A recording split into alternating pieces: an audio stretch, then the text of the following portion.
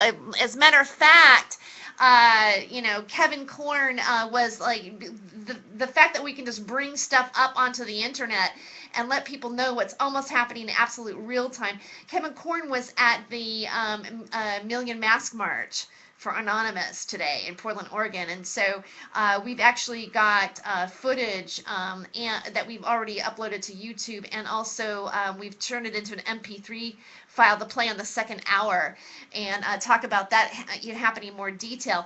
But you sound like it was really exciting, Kevin, was it? Yeah, it was pretty fun. It was really interesting to see, the cops being the protagonists. Everybody. All right, Kevin dropped out. Yeah, like cut out there for a second. Yeah, yeah. It was weird to see the cops as the protagonists. I mean, there was probably 2, 3, maybe 4 cops for every one protester. Full riot gear, horses, bikes. It was pretty crazy. Was there anybody smoking pot there? Huh? Was there anybody smoking weed? No, just me. Uh-huh. Bob Buchanan, who's actually here with me, was actually there with me, and he actually made the statement earlier that he goes, I was expecting to smell more weed there. He goes, the only time I smelled it is when Kevin Korn walked by me. True statement. I did say that. Welcome to the show, Bob Buchanan. Bob Buchanan was also at the protest. You guys got some, very clever footage today, and rather funny. I love it when you can bring humor to protesting, this happened.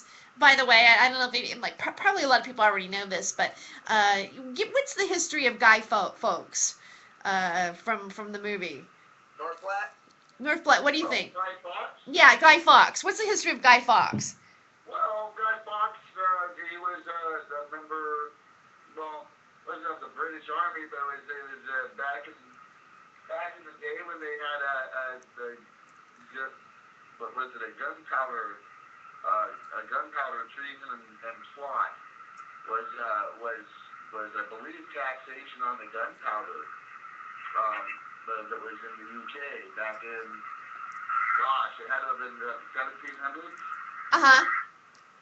And anyhow, from what I understand, Guy Fawkes gets a little more credit than he deserves. From what I understand, he was drunk and burnt his fingers on a match trying to light his pipe. Okay. So and then no, but this time turn. Perfect description. Yeah, he was trying to light his pipe, and he ended up almost blowing up Parliament. Right. I mean, it seems like it was like magical. Yeah. So it was kind of like an accidental terrorism happening, basically, is what happened. Like he just tried to have a smoke and then almost blew up Parliament and freed the people. Okay. That's why they smoke parliaments now. Right. So from the movie, and there's the movie, where the mask, and which is also like a symbol of Occupy, and then Anonymous, or the Anonymous organization seem to adopt that theme and that mask, and so it's being like the message is that I guess like everybody's anonymous, but they're all standing for justice and liberty, right? That's pretty much it. Yeah, yeah. And today there was like this, like it was happening, like protesting was happening all over the world, and I thought it was, I think it's pretty exciting. What do you guys feel about it? I saw some cool pictures from all over the world. People shared with me today. I saw, from like Indonesia, Malaysia, California, New York, over in London. 400 plus cities, yeah. Yeah, I saw pictures from all over the world, and it was just amazing to see that everybody was, trying to say the same thing. Everybody wants the, we don't want this new world order. Nobody wants it. Do you think that's mainly what they're against? They like everybody who is involved with Anonymous is thinking that they're against like a shadow government or like an agenda that's happening, or is there different like sects of like what people think is going on? Well, there's definitely different different sects of what people think is going on, because depending on where you are, it's a different government holding you, or they're using different agendas or different ways to hold you back or keep you down. So it's different depending on where you are, but it's all the same thing. They don't want government in their lives, and at the same time, they definitely don't want governments banding together to make it easier for them to get in our lives. And that's what it's about. Yeah, it's almost as if, they've become the warriors for the 1%. Right? Well, yeah. I mean, they have in many ways. The first time I ever heard of Anonymous was, I think, like in 2007, when they were actually a group of people that were against Church of Scientology. And they, a friend of mine, and believe it or not, I was in a medical marijuana dispensary. One of the owners there, said, "Hey, I want to show you something," and he goes, "You got to look at this Anonymous thing," and I'm like, "Okay," and he also showed me the stuff with Tom Cruise and all that kind of stuff, and he shows me this video, and he goes, "This is the first online revolution that you're looking at right now. This is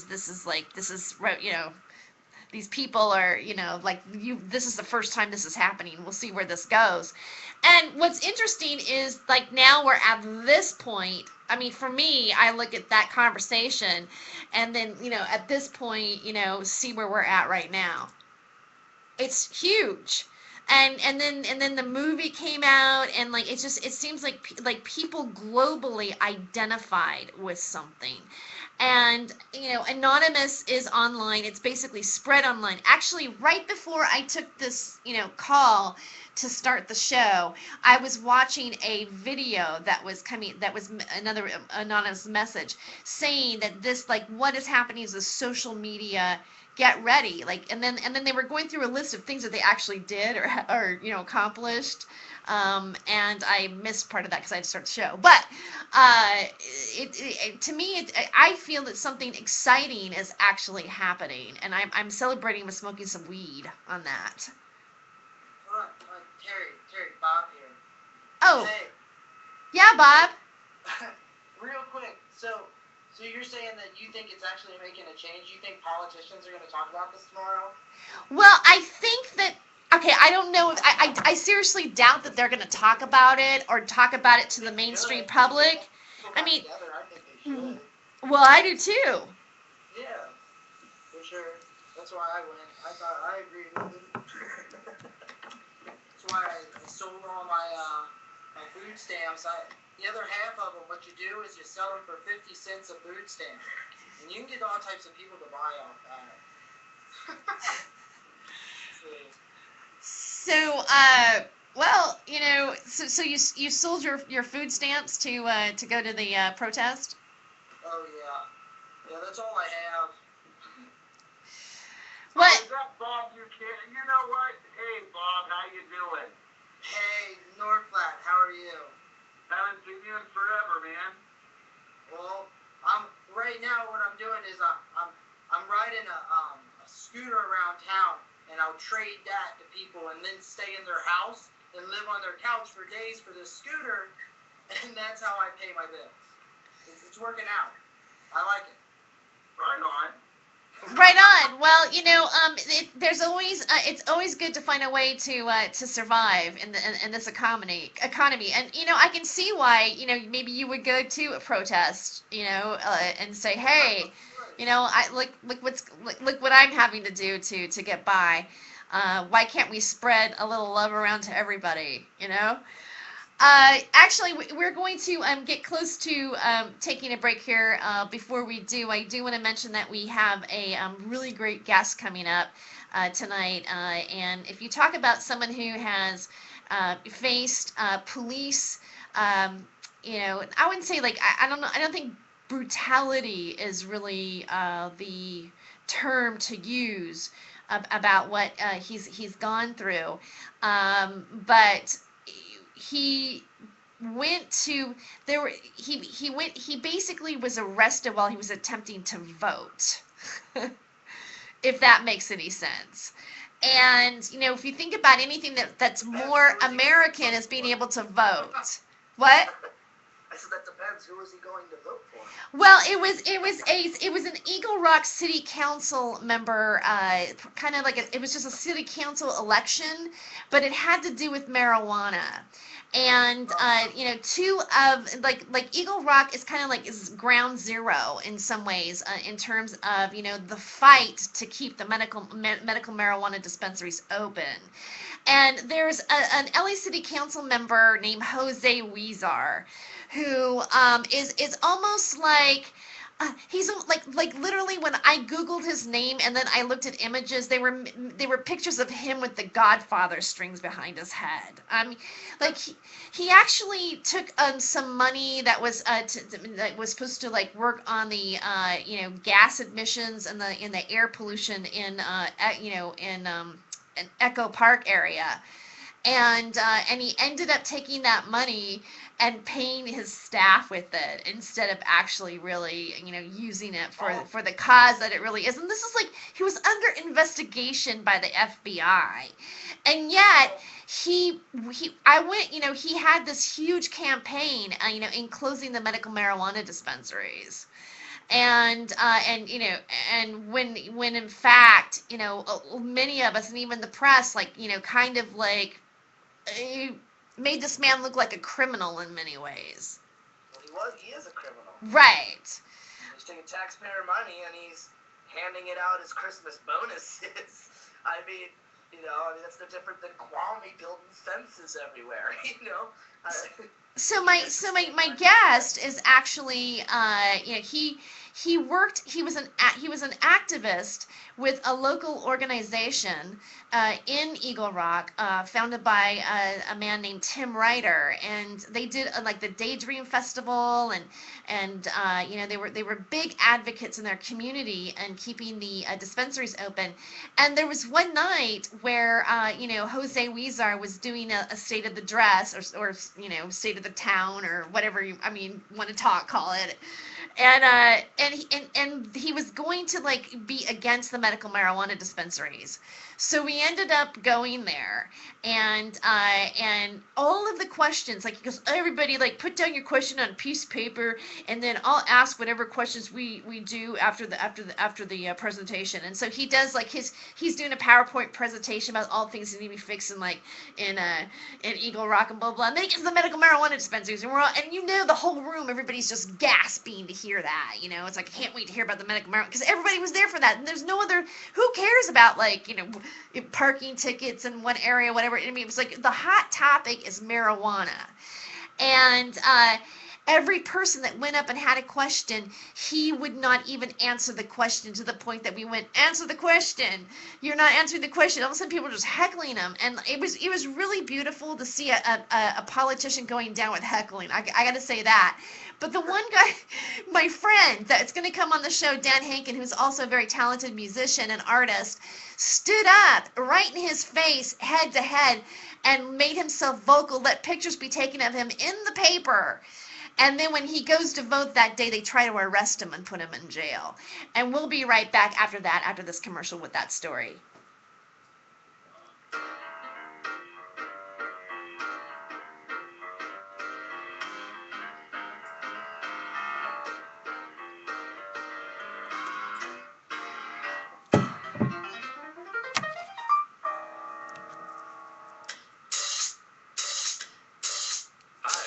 Baker, and I always take time for him. It's all about information and education. Free and video and audio download.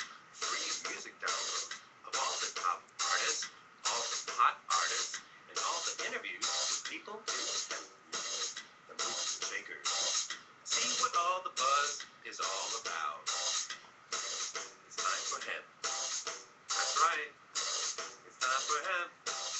Now, here's Casper. Ever wonder what you need to do if you're stopped by the police? Well, I suggest you go to aclu.org and check out what Ellen James White has to say. It's a great public service announcement, and I would suggest that you share it with all your friends. You see, we rely on the police to keep us safe and treat us all fairly, regardless of race, background, origin. This public service provides tips for interacting with police and understanding your rights. Some state laws may vary. Separate rules apply at checkpoints when entering the United States. But you should know your rights. Do go to the ACLU.org and check them out. In the meantime, you can hear what Ellen has to say here on Time for Hemp. So let's say that you were stopped by the cops or like an immigration officer. It's weird that the American Civil Liberties Union would ask me to do this. It's not like I have ever had a problem with, oh wait, I'm sorry. Forgot about that. Sorry. Continue, I'll do it. Let's go. Let's make this happen. There are some handy things to know if you happen to be in that situation. I think up until this very moment, when I was stopped by the cops, I was using the rules that Jay-Z said in 99 Problems. We all know, like, the basics, you know, like the stuff that we learned on Law and Order.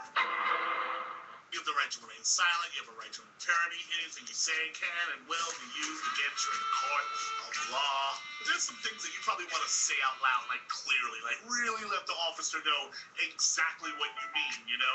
Like that whole remain silent. So you can say, like, I am remaining silent. I mean, just say it immediately and then just shut up. Like, just that's all you had to do.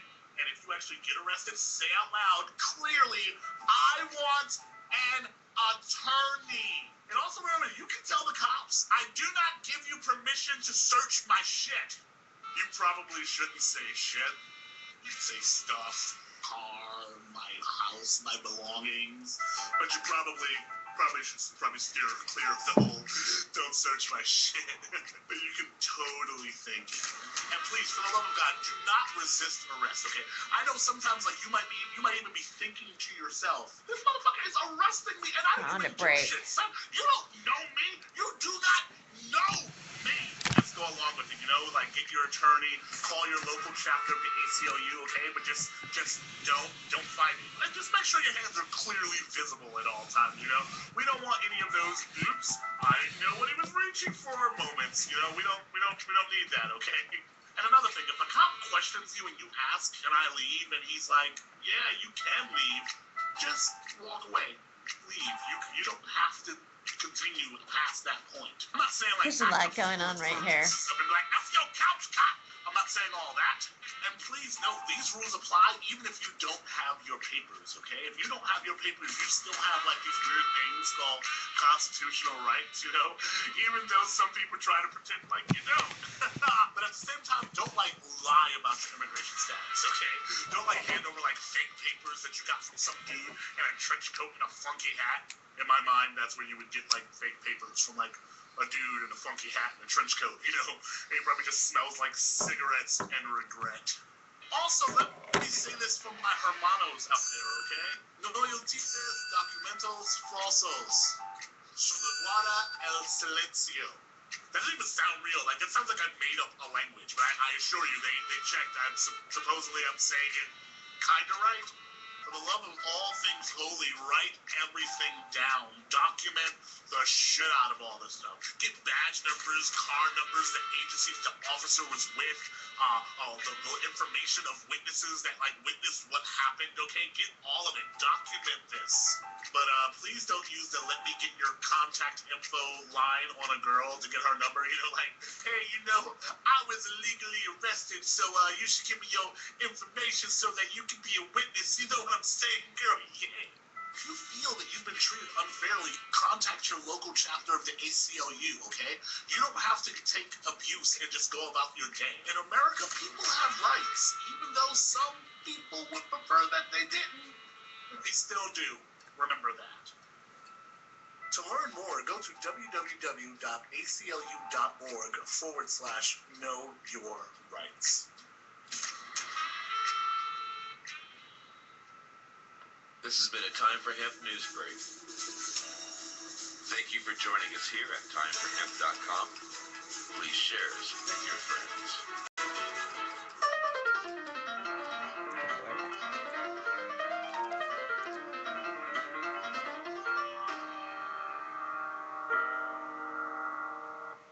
And we're back with Hollywood Hempress Hour on the Time for Hemp Network on iHeartRadio. In studio, I have my friend Northblatt Forsgren and Kevin Korn. Kevin Korn from Hardcore Entertainment and the After Hours and not After Hours Trips cast member as well, and also Northblatt Forsgren from Trips as well. And also, I'd like to introduce. Oh, and we also have Bob Buchanan, don't we? Thank you. Thank you. So Bob Buchanan is with us. He's actually a surprise guest tonight, being that he was a part of the protest and a part of the MP3 that we're going to show or listen or play, not show, but of our YouTube video that you guys shot today. Right now, I'd like to introduce to the show my friend Dan Hankin, who is from the band Criminal Belly. So welcome to the show, Dan. Hey there, Terry. Hey, panel. How you guys doing out there in Oregon? Well, we're doing good. I mean, it just so happens that that we're there in Oregon. I'm actually in Washington now, where marijuana is legal, and. No. Oh, that's right. For Europe.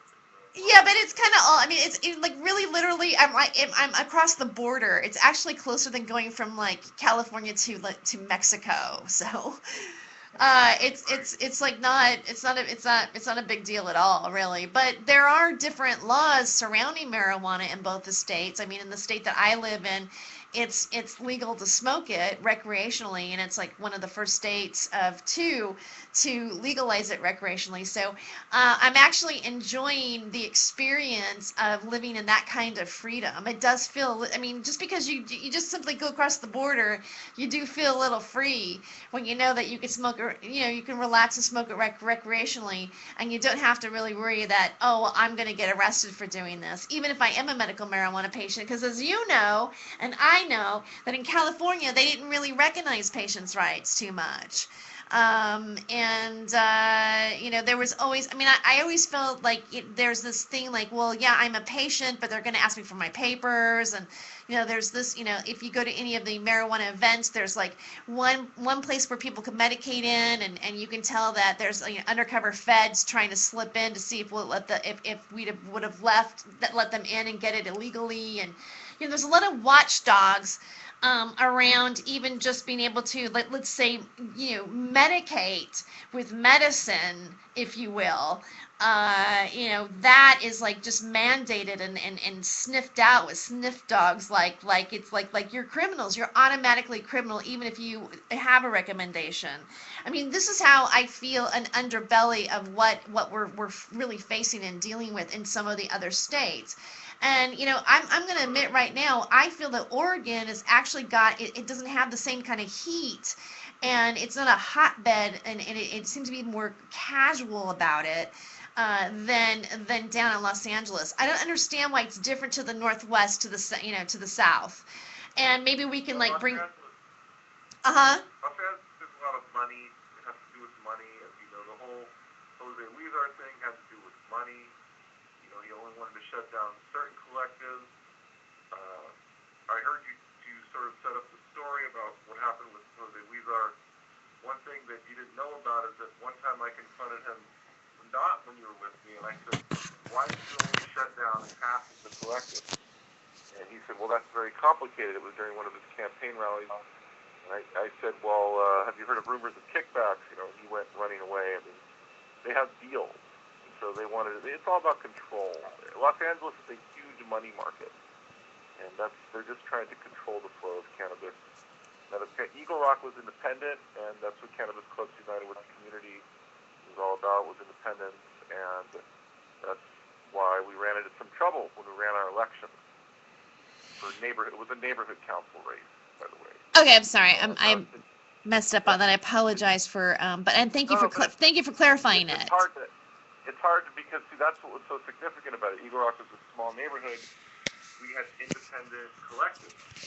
And so when we went and confronted Jose Weezer and said, why are you going after, like, Eagle Rock? I mean, Highland Park, go after somewhere else. And, of course, he shuffled around, and you remember what happened. He didn't answer any questions. And the reason it has to do with money. Cannabis is pretty mainstream in Los Angeles. It's just they're trying to control it.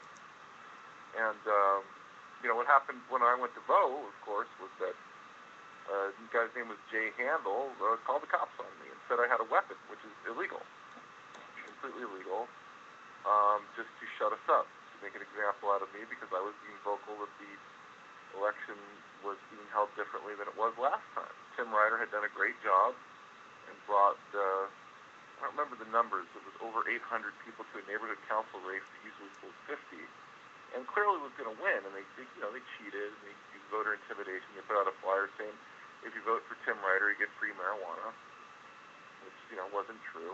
They said that... No, wait, I want to go back on that because that was something, this is kind of an interesting, I like the listener to understand what it was that who was voting and why there were so many people and what you guys did.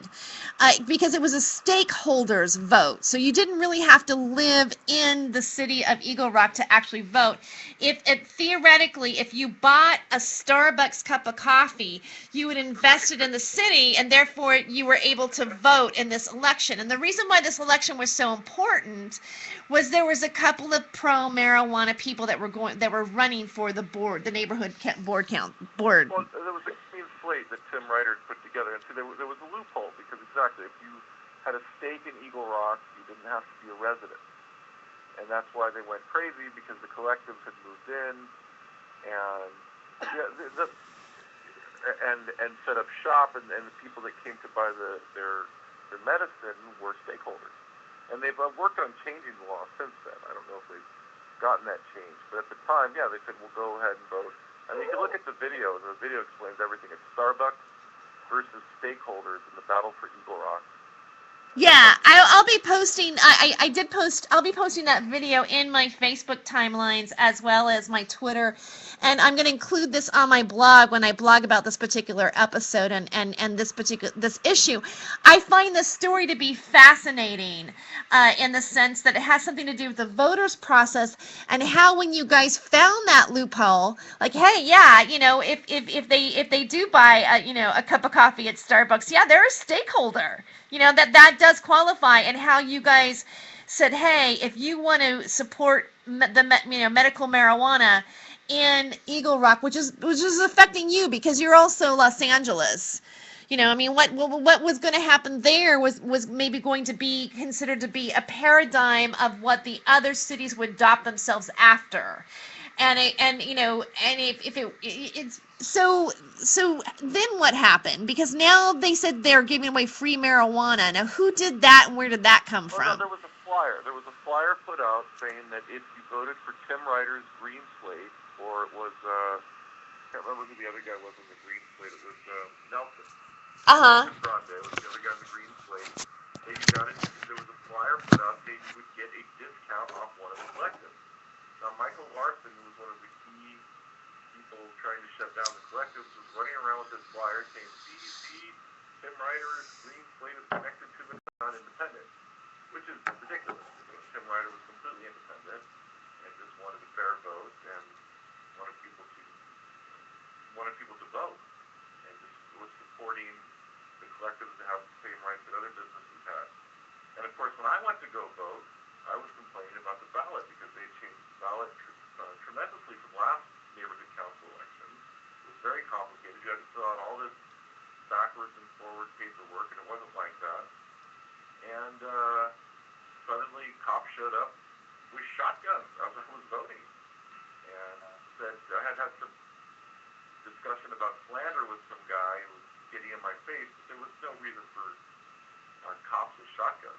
There was a small argument. There was no violence or anything like that.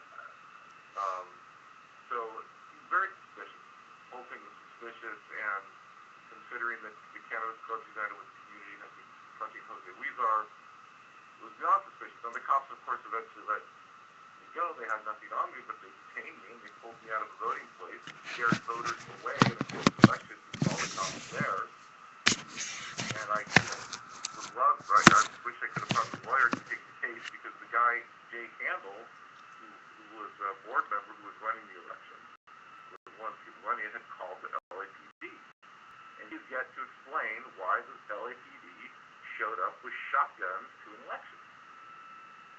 The only explanation would be, of course, that he told them that I have a gun, which is illegal, and the LAPD should have arrested Jay Handel immediately. And I said this is clearly a violation. And I talked to attorneys. They said, well, you have to hire an attorney to go after Jay Handel. Jay Handel just made up a lie and said I was threatening to punch someone in the face, which was just a blatant lie. There was some argument I was having with someone in line to vote about slander. We were talking about what it is for slander, because it's a whole other story, but there was never any threat of violence or anything like that. In fact, the argument had settled down before I'd gone to vote. I said, look, I'm not trying to fight you, the guy who was arguing with me. He said, look, just go vote. And there was no sort of violence. And there were even cops there on the scene. That was the other thing that was strange. They called other cops to come in with shotguns into a voting place to disrupt an election. And very disturbing. You can see it in the video.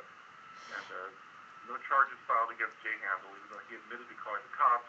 I was never able to get the 911 tape. You had to get an attorney to subpoena that. But it probably did affect the election, because people wanted to. My friend Marco said he was going to go vote. He saw cops there, and he didn't want to deal with it because there was so much controversy. And it was a big election because the Eagle Rock collectives were independent. A lot of the collectives were not as independent, and a lot of them, there had been rumors were in on some sort of deal. The Eagle Rock ones were very mom and pop. So it was about a year ago, October 13th. But that's our little conspiracy that happened in Eagle Rock.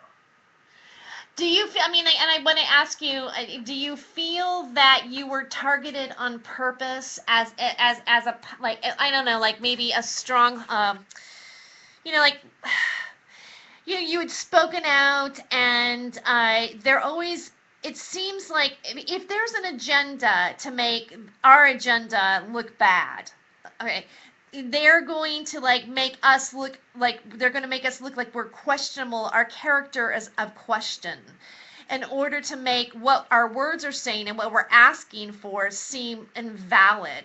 Well, people who ask these kind of questions are these kind of people that are associated with marijuana. And I always, of course.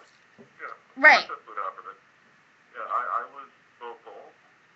I was a musician. I was a street musician, playing on the street, talking to people about Tim Ryder and politics, and I was being vocal at and around the ballot box. I was saying, this vote, this ballot is different. This is completely different than last time, and people should take note. Why would they change it? All this suddenly they're changing. They're trying to discourage people from voting. And they wanted to make an example, and I was being loud, I guess, and too loud maybe. But it's illegal. What happened was illegal, and it's a shame that there was never any investigation, or no one seemed to care about it. But yeah, of course they wanted to target cannabis Social United with the community because we were independent as well. I mean, it wasn't even the collectives doing it. People kept saying, "Oh, the collectives are trying to take over the council." No, it was me and Tim Ryder in his truck trying to talk to people about rights and the rights that businesses have. The collectives were scared, actually. They were going to be railroaded out, and of course the FBI showed up the next day after the vote and busted Cornerstone, one of our collectives, for racketeering. Which, who knows what that was about. Cornerstone certainly wasn't racketeering, but they shut up after that. And so this guy, not Jay Handel, but Larson, Michael Larson, we did some investigation on him, and he had some connections to intelligence. It was very suspicious. He was information. Okay, let's come. We got to take a commercial break right now, but we're going to come back to that topic. Oh, stay tuned. We'll be right back with more Hollywood Hemp Hour on Time for Hemp.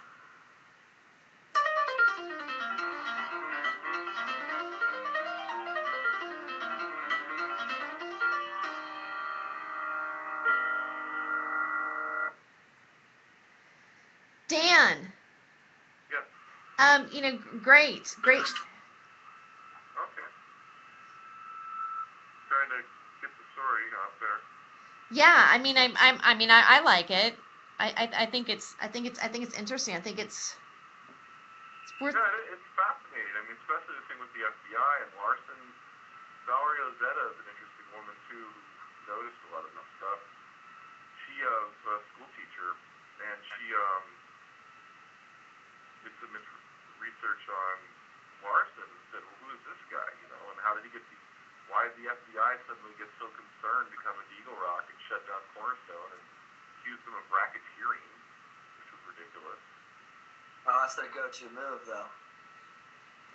Racketeering's their go-to. Yeah, isn't it?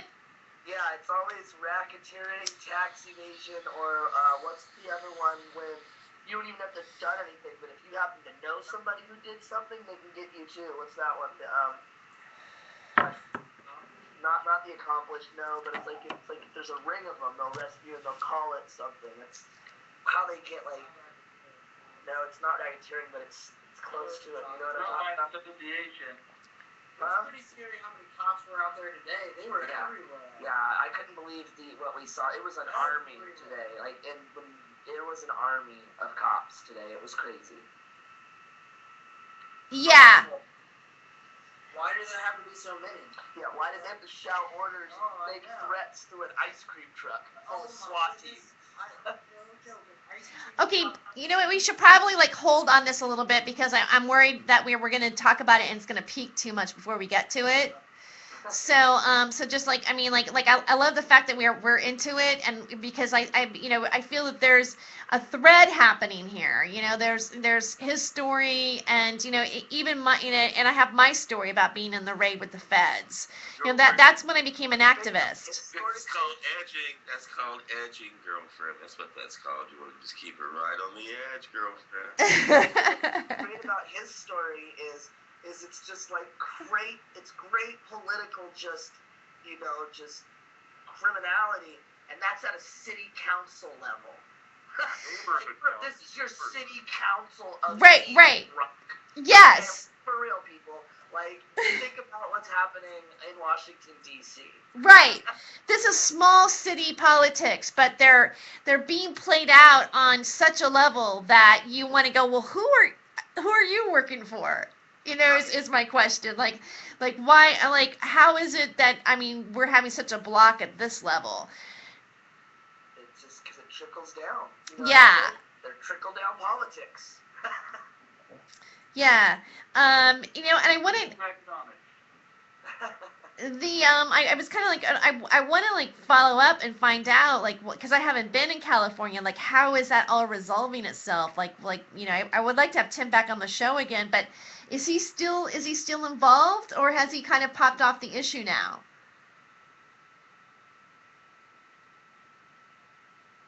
Did Dan leave? Are you on? Dan, you there? He shows to still be online. Maybe he left for a second, had to go to the bathroom. Yeah, I'm taking a piss break. Yeah.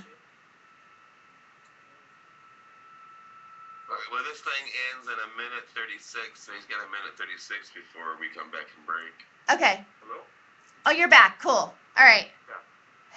Okay, so what do you want to do what's up now, Terry? You want to continue on this thread? Yeah, I wanted, because this is the main thread for the first part of the show, but then I also want to go into your music and the Daydream Festival and all the fun, fuzzy, warm stuff, and then, you know what I mean, and then talk about your song and what inspired you to write the song.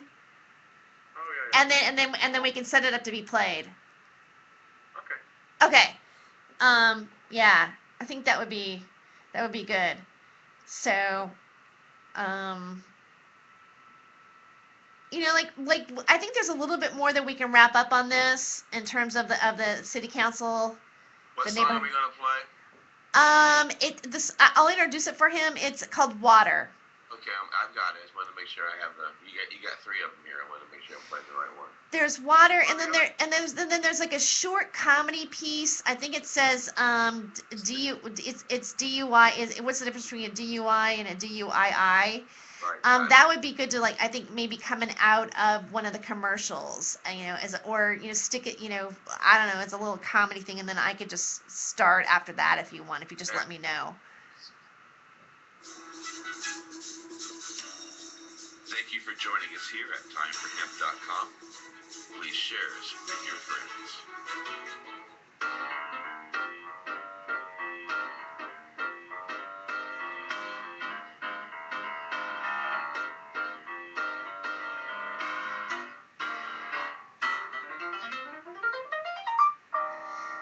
Welcome back to Hollywood Hempress Hour on the Time for Hemp Network.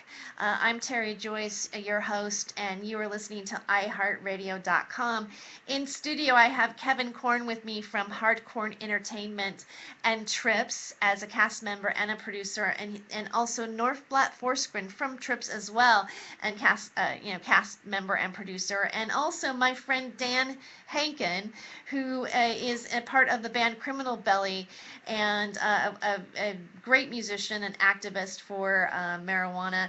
And we're recapping your experience of actually you were arrested while attempting to vote pro marijuana people onto your neighborhood council. Welcome back, Dan. Hello. Hi. We won the election. It was stolen. So what were the election results?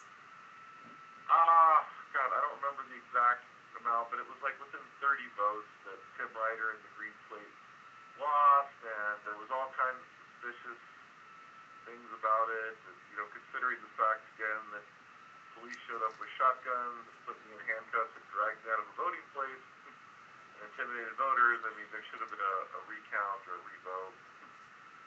But again, it was all moot because the next day the FBI showed up and shut down the collectives in a neighborhood at the request of Jose Uzar. Come in and shut down a neighborhood, like just Eagle Rock. Like we were such a threat. Like, oh my goodness. So, but the point was made. It goes along this thread of what you're talking about, of just more. They want to shut something down, they just go ahead and shut something down unless people really speak up and get out there and protest. Well, today a lot of people got up and spoke out and protested, for sure, being that it was the, million mask march.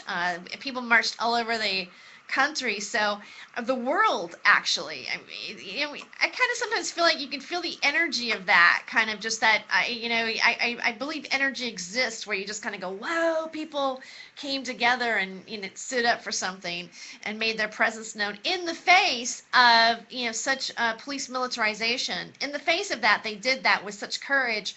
And if you really want to say, well, were they like Gandhi? They were like Gandhi.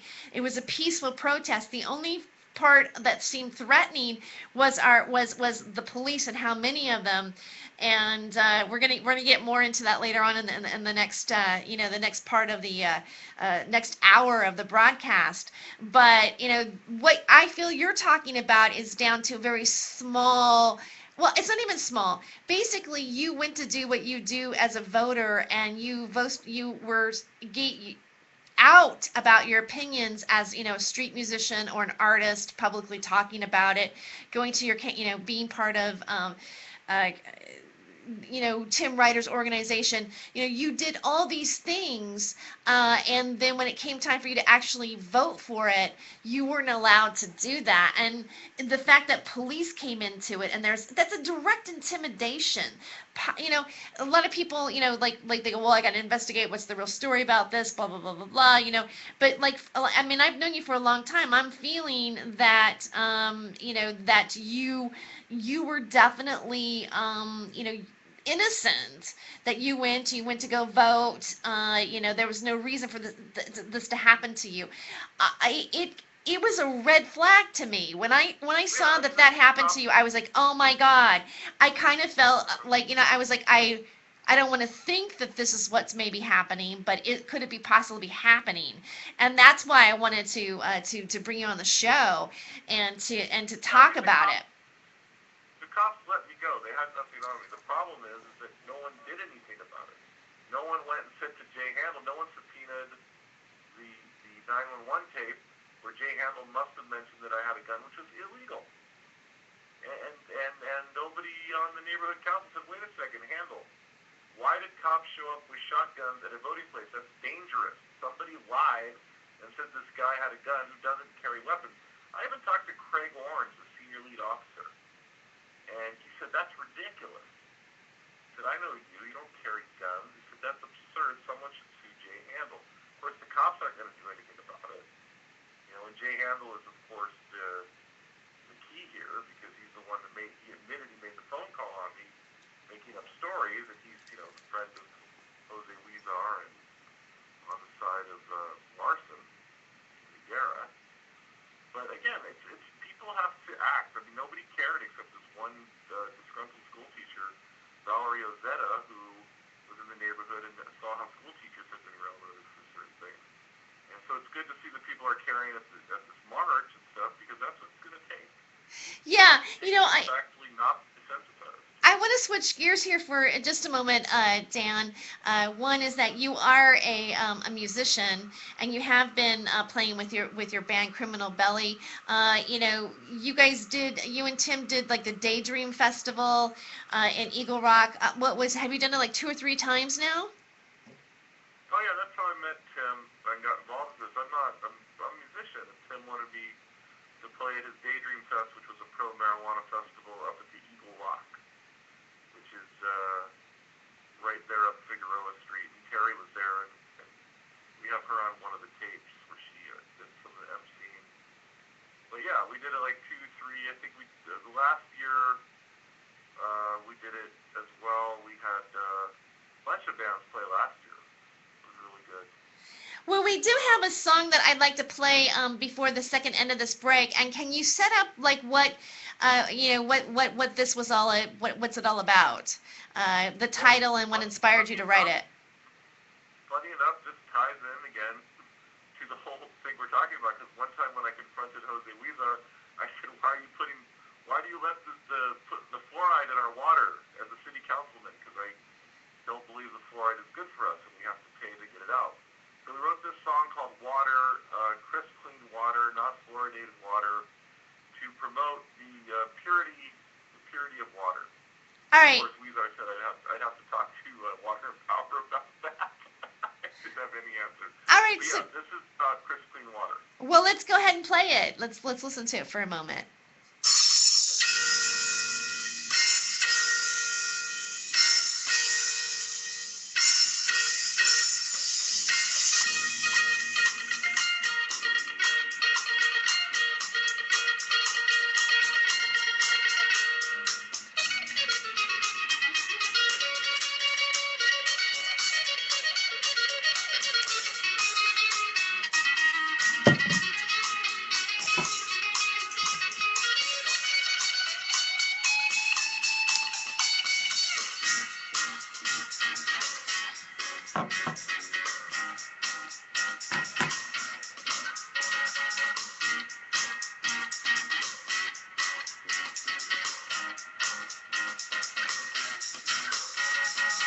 It's in your coffee, it's in your tea. It's part of you, it's part of me. It comes and goes in the middle of the night. We're gonna drink some water tonight. We're drinking water. Crisp, clean water. Not tainted water. Purified water.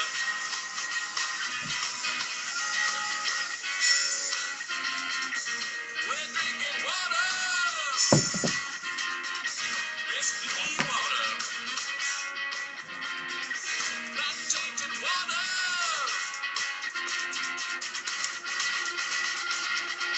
H2O, yeah!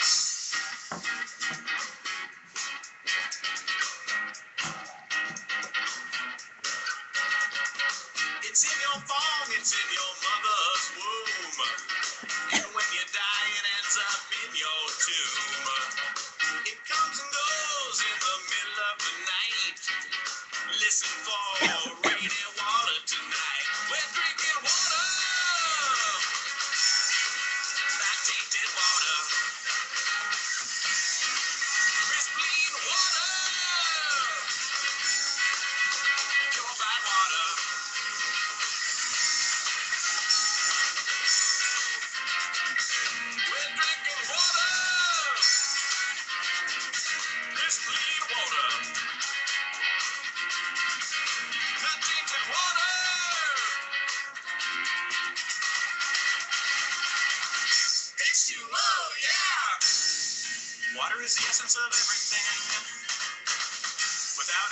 would surely die.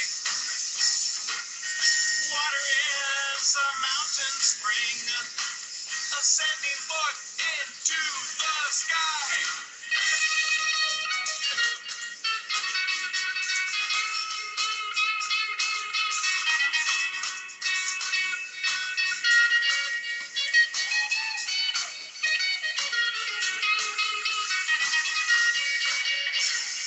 Water is the essence of everything.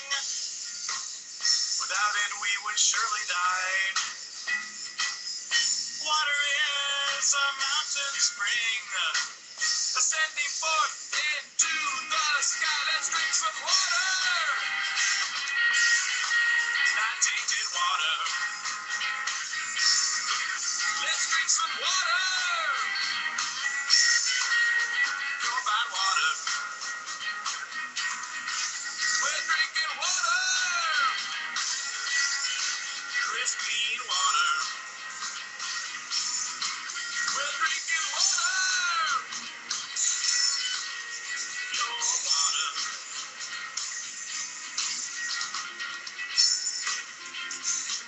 We're drinking water, crisp clean water, not tainted water.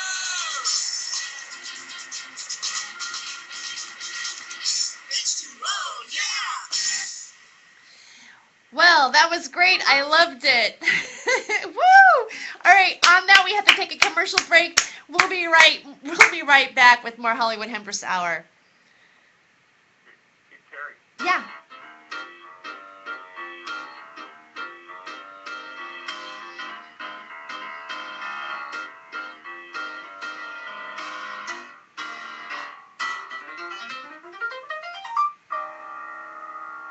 Former president of Yeah, Dan. Oh, my phone might die soon. It's charging down. Oh, okay. I just wanted to let you know, so I might have to go. But, I'd definitely like to call back, so it's great talking to you again. Great hearing from you. Thanks for playing the song. Everybody seems to respond to it. Yeah. Like we really. I mean, I really enjoyed it. You know what? If you want, is it? Do you think you can maybe like if we come back from the commercial, I'll just like kind of say like goodbye, thank you as being a guest, and that we're gonna make a transition there. Like see if that happens. If it doesn't happen and your phone dies, fine. But if we can like transition you out, I like that. Yeah, absolutely. Hold on 1 second. Okay. And Tara, when you come back, can you not go to break until I give you the cue? My dogs need walked, and it usually takes about 20 minutes to get that done. So I'm gonna have a late break and a mess to clean up. Okay, yeah, that's no problem. Sure. Yeah. Yeah. Okay. It's still You guys check out that YouTube video I just put up there for you? Yeah. Well, Portland when they attacked them. That was right while we were leaving. That's what we were trying to take pictures of the truck. That's what we were taking pictures of. You can see everything that they had out there But yeah, in that one video. It's pretty crazy. Yeah, the ice cream trucks They there. ganged up on this thing. All the horses, the guys on bikes are there, and they beat. There's a cop punching some lady in the face, and then he lets her go, and she like walks off, and she doesn't get arrested or nothing. Like you see this in the video, it's weird. I found the video off Reddit, so that's where I found it. well, I'm looking at it right now. Yeah, I posted it all over Facebook. Oh my God. Did you notice? Did you see anything about what the media decided to cover today instead of the Million Mask March? What? I was out there talking to news channels. Yeah, they were covering Kanye West's new fashion line. Was it good? Oh, it's about what you'd expect from Kanye. Pink suits, pink and baby blue suits. Well, he pretty much likes to take things that are hated and make them his, And well, his fashion line definitely shows that. All right, we are coming back in 20 seconds. Okay. Those cartels are heavily armed with guns back here this month. And then I'll send you hello when I get back. Oh, sure. Case of drugs. But we are not here to blame each other. What we have to do is work together.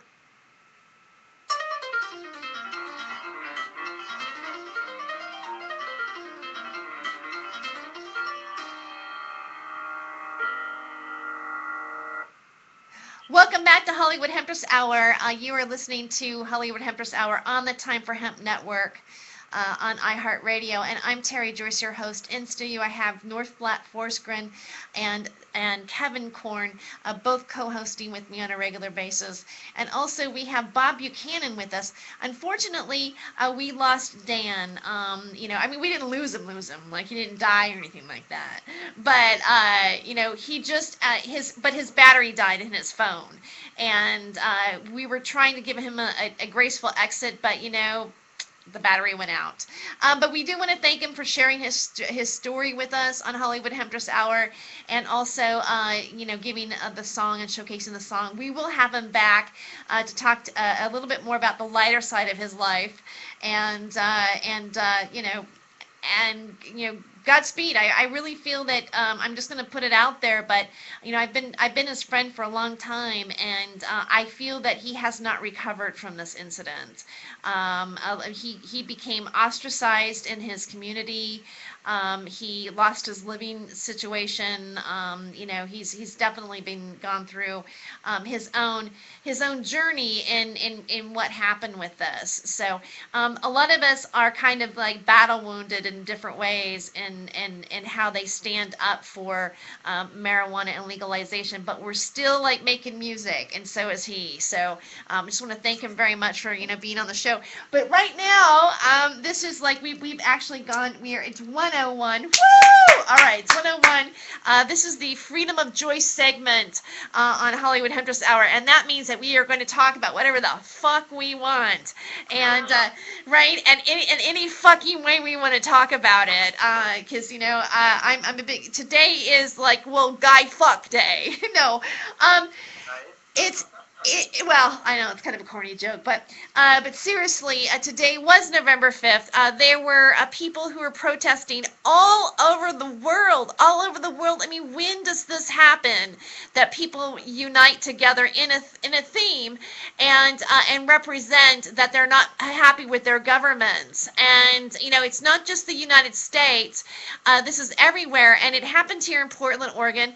And our very own Kevin Korn was in the trenches with a great mask, by the way. I just want to say your mask was like really primo. Yeah, you like that? Yeah, the cops loved it. I don't think I walked probably by 2,000 cops, and every single one bobblehead and swiveled at me. For real, they're like, they didn't give a shit about the Guy Fawkes mask. They saw this guy, and they're like, what up? One of them actually looked at me and goes, what's up, gangster? And I'm like, what's up? It was just like, Yeah, we were making overtime. yeah, I actually asked them as they're doing like the foxtrot on their horses by me, because that's where our tax dollars go. Uh-huh. And as they're doing their little musical number, I asked one of them, I go, hey, how many of you assholes are getting overtime today? And one guy laughs, the other guy looks at me and goes, nobody, and then speeds off. And then they went and tackled some poor people. So bad. Yeah, Way to go, Kevin. we walked down the street screaming, peaceful protesters, that pissed them off so bad they had to go punch some people in the face. You should see it. They just hate it when you're chanting for peace. They violent as hell. Like catnip. I mean, it looks like you guys just like had a freaking blast today. Oh man, did you see the one video that I sent you where we first got there when we're in the truck and we're just pulling up and we could see all these horse cops, and it was weird because we were late on the phone, so we pulled up, we're like, oh, there they are, and it was right when we saw them that we look on the other side of the waterfront right down there, right? Yeah. Is because mad cops, feds, SWAT teams, cops just everywhere. We're like, holy shit, we gotta find somewhere to park away from here. So I'm driving further down the road. We get about a block and a half down the road, and there's just tons of cops on horses hiding on the side of the road, just waiting to go. And I'm like, And then all of a sudden we see the helicopters, and I'm like, oh, we gotta park and get out, and we gotta get in this quick. Yeah. We gotta get in this quick. We gotta get footage of this quick. And boogied right on into it. I thought they were dispersing when we first came up, but that was actually the start of the march. Yes, we got there right, perfect timing, because right when we walked up there, we thought they were leaving. We thought the cops had dispersed them. We're like, what? And then we realized, no, it was just the start of the march. Yeah. So, did you feel at any time that the cops were hurting the march? Like, yeah, absolutely. Once we got about 2 blocks up, right? Once we hit about Dante's, okay, from Waterfront to Dante's, they whipped out this ice cream truck full of SWAT people with these 2 giant speakers covered in trash bags in case it rained. It looked like some shit from that game Twisted Metal. I'm not even fucking joking. Like, this was hoopty as hell. What was that thing? I don't know. You can see it in the video of the dude getting beat up too in the upper left-hand corner. Yeah, it's actually. Trucks, man. Yeah, they start screaming through the PA system, trying to start a riot. They were trying to riot. Get out of the street! Get out of the sidewalk! They're like, the people were walking across, the march was going across the street. What are you talking about? I mean, they were literally, and then they were randomly picking. Okay, so then I saw them later on. What I thought at first was like them taking out certain people of the group and harassing them. But as I watched it, I started realizing that I think these people were snitches or feds or something, because they were coming out of the group and spending copious amounts of time talking to these cops. What did they call the actors that government hires? Like crisis actors? So you think that they have crisis actors protesters? Well, I bet you some of the Really? Cops for sure. Well, we had this old lady walk with us. I thought was really suspicious. The second we got and parked out of our truck, right? Uh-huh. I was buying the meter ticket, right? This old lady kind of walks up on us, and she kind of stands there, right? And she's an older lady. Right. And so me and Steven get out, and we start walking towards, and she starts following us. Like, she picked up her pace. Right, and she literally walked right behind us, whether we slowed, stopped, whatever. She was right behind us for about a good quarter of a mile. And then finally, almost about a half a mile in, we're at the same crosswalk waiting to cross, and she goes, so guys, what's this all about anyways? So we tell her, and she goes, oh, okay, yeah, I'm just going to keep marching then too. Yeah. I could show you in the video. She was following us. You could clearly pick out people in plain clothes that are standing around, like, collecting information. Yeah. Okay, so you feel that it's infiltrated. Oh, yeah. Well, maybe. Because I felt that way about Occupy. So, I mean, I totally believe that's it. Called as something very bad. It was obviously way militarized. They had, like I said, 3 to 4 police officers per 1 protester. I mean, there was maybe 100, 150 protesters, maybe 200 at the max. There was at least 2,000 cops at all times. Then they had these cops on bikes that were trying to predict where the march was going, and they were counted 13 or 14. I forget how many cops. And they were literally funneling. They were blocking off. Yeah. With like horses and cop cars blocking off roads, funneling us and directing us down just through certain streets. And then they got us in this one street where they had all 4 of them blocked off, and they had us cornered, and that's when they brought it. I was like, oh shit, this is where it's going. That's when we decided we better start backing out. So we backed out, and as we backed out, cops were talking to us, and they're like, yeah, good idea, and we're backing out, and we're watching from a distance now, and then they bring in the ice cream truck and start screaming at them, and then we watch them open up one of the roads, right, move 2 cars, and then funnel. It was like perfect practice. It was like tactical. They were literally funneling like a herd, like fucking sheep. It was hilarious. But the weird part that I saw was, they started funneling them, and I was like, they could funnel these people into a freaking pretty much an alley, because I'm pretty sure this is a military tactic. You funnel things into that alley, and then you get them because they got nowhere to go. They turn around and they had all these weapons, the helicopters. It was just crazy.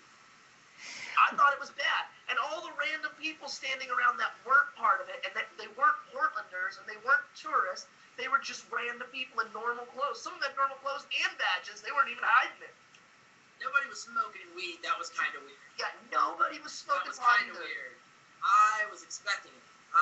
Why were you expecting people to smoke weed? Yeah, no doubt. Thank you. I'm just curious, like, why is it? Why would be why would the impression of anonymous? I mean, I don't mean this in a bad way. I just wanting to find out, like, what is the connection between, when you think of someone who's anonymous, do you think that of that person's a pot smoker? I think the connection is anonymous is ran by the government. That's why they wear masks and they don't want to show you who they are. They are the feds. So they're gathering us and getting us in groups. This very well could have been a crisis event. Like, they instantly could have just started shooting into the crowd and then had the media spin it that one of us shot first. And hundreds died. What happened in the video? I've already looked all. Yeah, they just jump off the horse and just start beating up two people. One of them's a guy, one of them's a girl. Yeah, that's crazy. And we knew it was gonna happen. I knew as soon as we crossed Burnside, and they already were there waiting for us, like army deep. I was like, oh shit, I'm out. I was like, time to hop in the truck. This is about to get bad.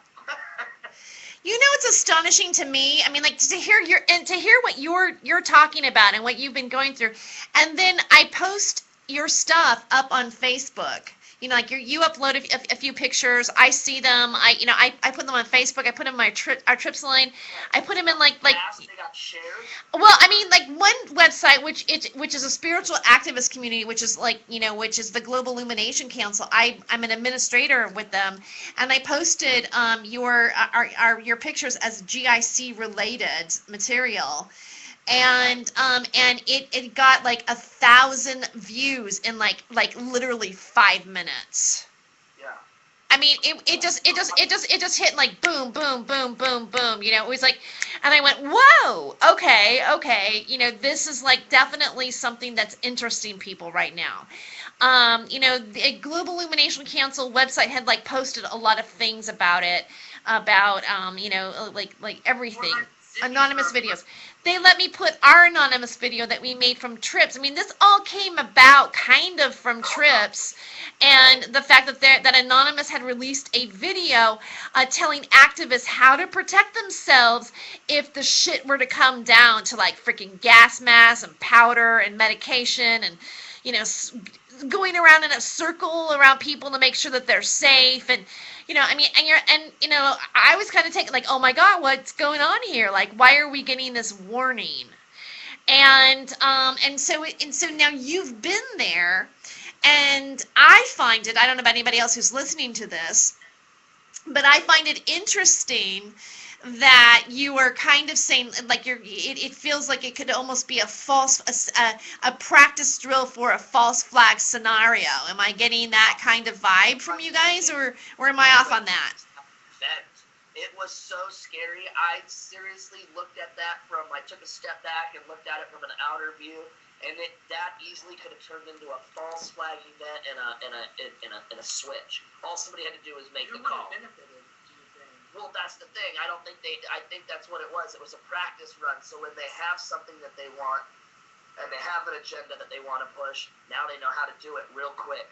What was Anonymous's main message today? We couldn't figure out what everybody was even marching for, because there was so many different signs that said so many different weird stuff. One guy was like, riot, violence, kill. He had a sign that was like, kill the corporate pigs, string them up, and riot in the streets and burn down buildings. Wait, who had signs like that? A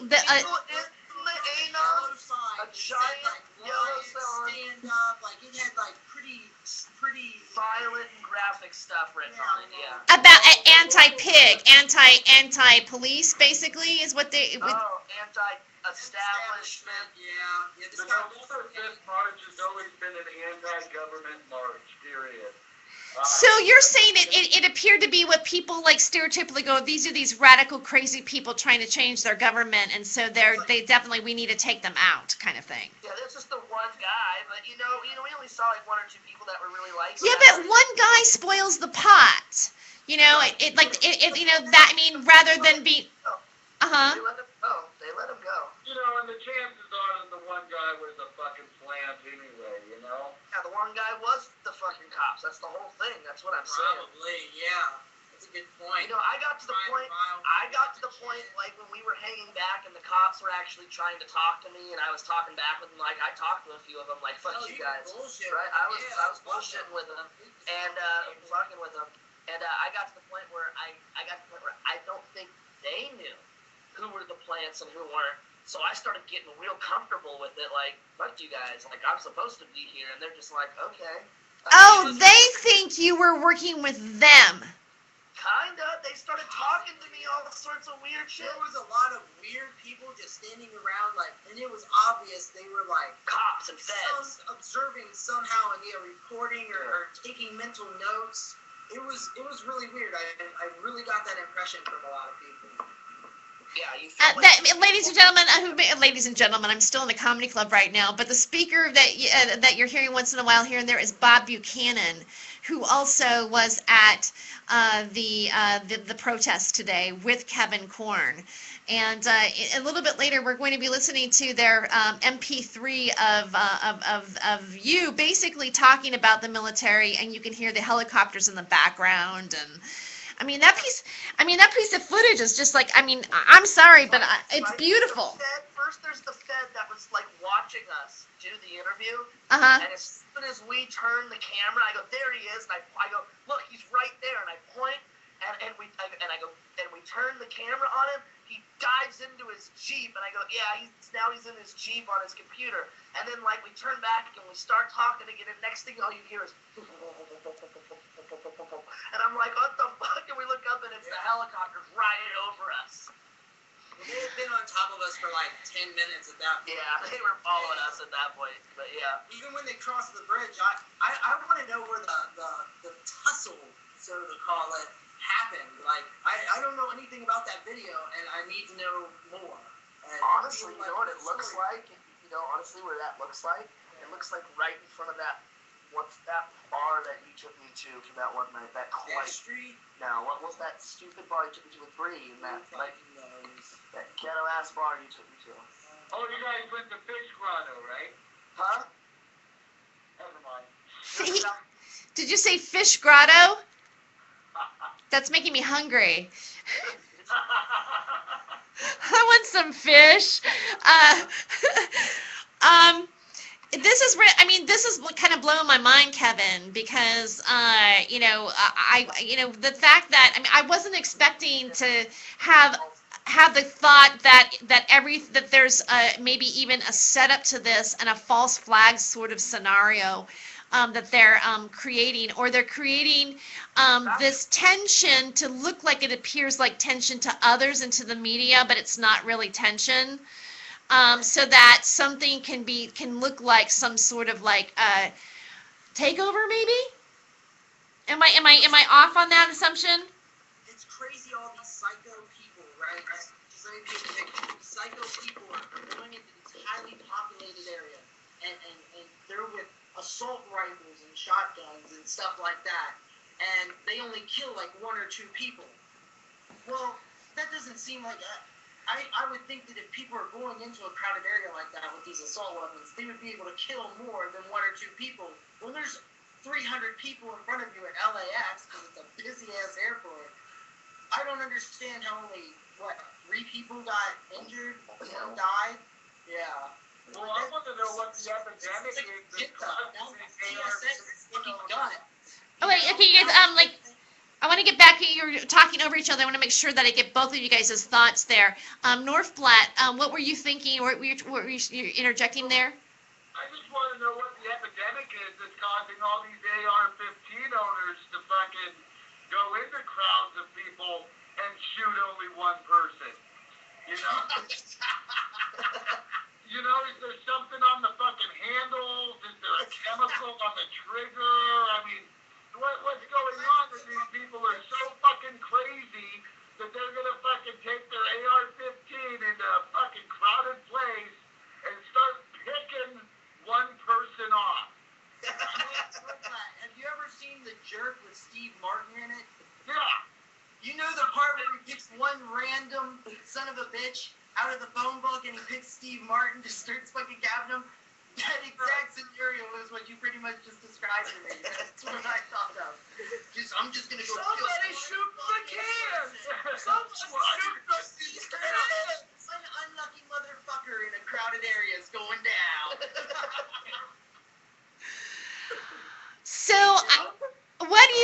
what do you think is the solution here? I mean, do we decide not to engage in this activity? If you look at it, you go, you know what? It stinks. It's a setup. People understand that this is what's happening and this is what's going on, and that it's right in front of them. I watched it today. It was plain as day. I took pictures of it. I tried to document it. I was like, they're the protagonists. They were trying to cause riots. They were trying to stir the pot, but everybody just kept putting their head down and marching on, and I think that was even aggravating them even more, making them try even harder. It's almost like they wanted it to happen, but they didn't want to be the cause of it.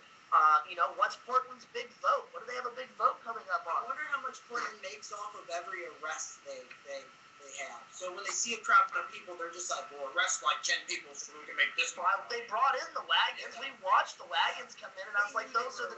Yeah, they were going to arrest somebody at some point. It wasn't reactionary at all. Somebody's paying for all of that. They weren't reacting to something crazy going on. They were ready. They were ready for it. There's no doubt about that. I wonder, so by what happened and how the scenario played out, it looks like that there are people that are so conscious about what they're doing and wanting to do it maybe in the most highest way, that their attempts to do what they were doing didn't work because they weren't going to even go there for a second. And so basically what could be happening is the scenarios are played out with like the crisis actors or, the FBI agents who are acting like a protester in order to make a riot type of scenario. And therefore, maybe that would even be part of, if you're talking about say false flags and why you're having them, it might be part of one, making us become completely tame and docile as, the person who is pointing a finger at corruption and all over the world. Those are the deviants, and obviously they're violent, and now we need to imprison them. Do you think that, that's where my brain is going when you describe this to me? I'm like, okay, you know what, if you for instance, those of us, right now I'm looking inside my Ustream on for Hollywood Hempress Hour, and I'm talking about this on my Ustream. I have one viewer, one person's watching this show. Hopefully it's somebody who's into it and they like it and it's a friend or whatever, but I don't know if that's who the person is. You know what I mean? It's like, are we being data mined, to actually be considered to be those who are out of the line that have to be taken care of? And as dark as I'm painting that, I actually feel I want to talk about this particular subject matter, and it interests me to cover what happens in these situations, because I actually feel that that's quite a possibility to some people. But I always think that just because they're doing it and that we see that they're doing it doesn't mean that we can smoke a bowl or a big old fatty and go, fuck it. Life is good. I know people are good. And I know that our power is just as powerful as their power. And because we are so good, they can't even manipulate us anymore in creating a crowd riot. That's how, and if anything, I would think that the opposition was probably quaking in their pants right now, knowing that they kind of on some level failed, and they also failed at the LAX shooting. And so, I always this makes me feel better to think of it that way. If this is what's actually happening, and when you do talk about this way, they go, well, oh my God, why don't you put your tin hat on, and how could this possibly happening? Because there's always that it's cognitive dissonance of wanting to face what might be actually really happening out there. You guys are in the trenches, talking from the point of view of your perception of what is actually going on. And when we tweet pictures, or we have footage that you took and we upload that to a Facebook page or something like that, people who don't even know what anonymous is. There were so many people today that said, what is this? Why are people protesting? Why is this happening? And so it was showing them links, showing them footage, letting them begin to realize also what is going on, because a lot of people, this particular thing doesn't even pass their interest. They're so out of touch with it. It's almost as if it's not happening at all for them. Right. It's not happening for them. They don't look at us as human beings. They look at us like chess pieces, or little just pieces that they move on like a Yeah, I don't think that every incident is like a false flag, but I think every time there's a gathering or an incident, it's like the government is there trying to get into Anonymous. They were trying to find out who the members were. That's why there were so many people like looking into the crowd, and like that's why I think that some of the people in the crowd were undercover, because look at the dude in New York who had a biker gang beat in his window. There were undercover cops in that who got fired. So if they're in a biker gang, undercover cops they're probably trying to get into Anonymous. All right, you guys, we're going to take a break right now for a moment, and we'll be back with a commercial break. And then I also want to get to that clip, because we have an MP3 of you guys out in the trenches. We'll be right back.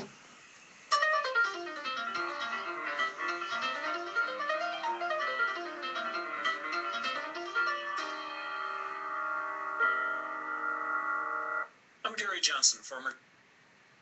Okay, so I'll be coming back with your comedy on this one, right? Okay, cool. That'd be great. And the DUI, is that the one? yeah. Okay. Hey, Bob. What's up? So I think it's pretty funny, Bob. I saw your post on Facebook that you were going to be on tonight. Oh yeah. What was it? I want to know who's on, because I text a bunch of friends, and I hope it's one of my friends. That would make me feel special. It's hard to feel special when you're, keeping warm with a bunch of matchboxes that you stole from, like, the 7-Eleven or some shit, while the clerk's not looking. They're free. Excuse me. I only do that for Christmas. I'm sorry, but that's when I go to 7-Eleven and take a chance in front of a camera, it's because I love you. Well, I love Christmas time. Everybody puts their pine trees out, and I stay warm for days out there. No. I was gonna say, does your scooter have a glove box? Does your scooter have a glove box that you can, hold all them matches? No, I put everything, how like the old biker gangs, the reason they call meth crank is because biker gangs used to hide the meth inside their crank in the motorcycle, right? So that's what I do. I put everything in the crank of my scooter, and I don't even call my stuff, it's called crank.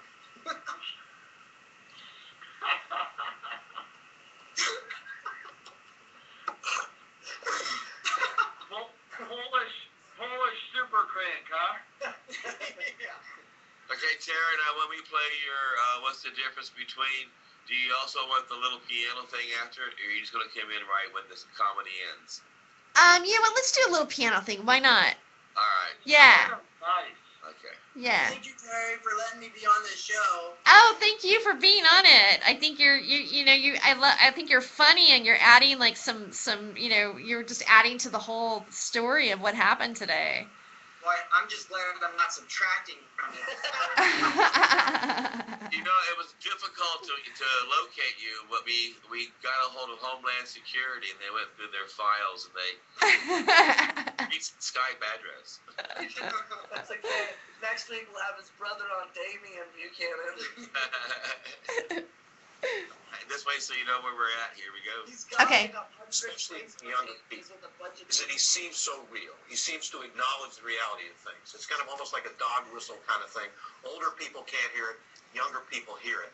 And that's one of the things that they hear. He seems to be willing to be honest, straight from the shoulder. It's not like Ralph Nader always being for industrial hemp. Yeah, that must be a dog whistle, because I don't hear it. There's nothing to say once you've said, yes, I inhaled. Then what? Nothing. The thing people can't stand is the lie. Education and information. See what all the buzz is all about. It's time for hemp. It's time for hemp. One of the things that a lot of people are really concerned about the marijuana laws, or have a question question about is, what is the difference between a DUI and a DUII? Well, actually, Terry, as an expert in this area, I will tell you that is not one of the questions that they are asking most of. But I will answer your question, and that is that the letter I is added to the second one above the first. Now, the main question that I receive is, why am I wearing an obvious fake mustache and sunglasses while I'm indoors during the day? And that's because I do a lot of undercover work with marijuana criminals and interrogations and this sort of thing. But go ahead with your question, and I'll see if I can answer it the best I can. But let me tell you, you need to stay facts only with me, because I have a fact checker. There is a legitimate question. This is a question that people have. They're confused. They're actually, I think that there's probably a little bit more than just DUII, like it's just an extra I. I apologize for being flipped. I have a tendency to act out that way when I feel that I'm being attacked by a liberal left wing. On the focus of the question. I'm trying to. If you would not attack me, let me answer the question. A DUI and a DUII. Can you let our listening audience in the Hollywood Hempers Hour, or somebody from another country who might be listening to the show wants to know what? First of all, I was not told this would be broadcast overseas. Okay. Well, why don't we just move on to that's okay. We'll just move on to another question.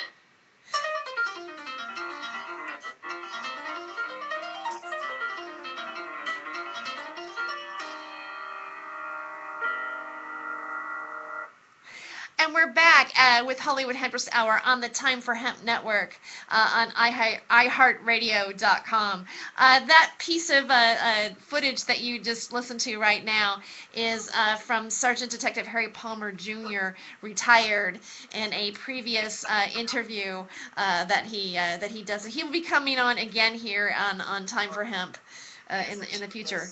What? Oh, he is a genius. Oh, he's a genius, and this character is amazing. He is a fact checker, and he was not told that this would be broadcast. Yeah, that's all. It's all improv too, which is really fun.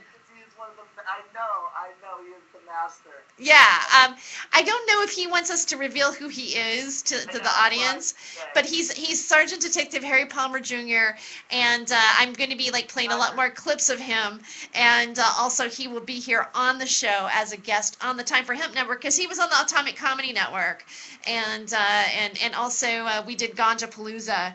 I've got some stuff on him, so he's just amazing. But we were in conversation before the break about you guys' experience in taking some pictures and getting some footage of what really happens during an anonymous protest.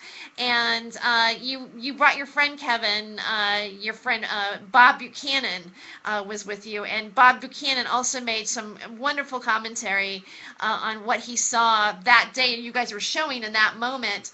We made a YouTube video out of it. We just barely posted it a few hours before. But one of the things that we want to do is this will be the first time played on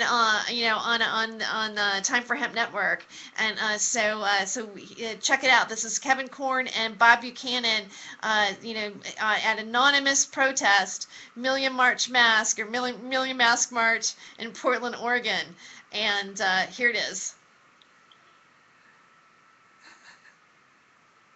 Oh, you caught me off guard. Oh, I caught you off guard. Oh, you know what? Casper's chatting. I should watch the flow of chatting that happens in the chat line before.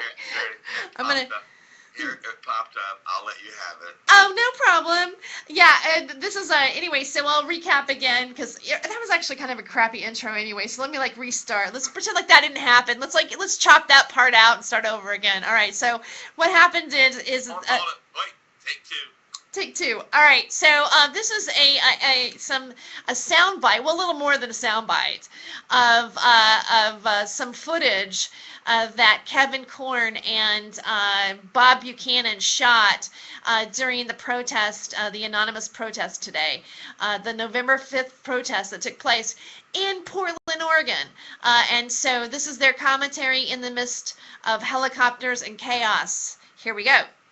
So here we are today at the anonymous march. We've been taking pictures, taking videos, watching the cops. What's really fucking hilarious is that we have more cops More helicopters, more SWAT team, more gear, more guns pointed at us than we have protesters. Look, they're bringing in the vans to arrest people as we speak. Those are the Multnomah County vans.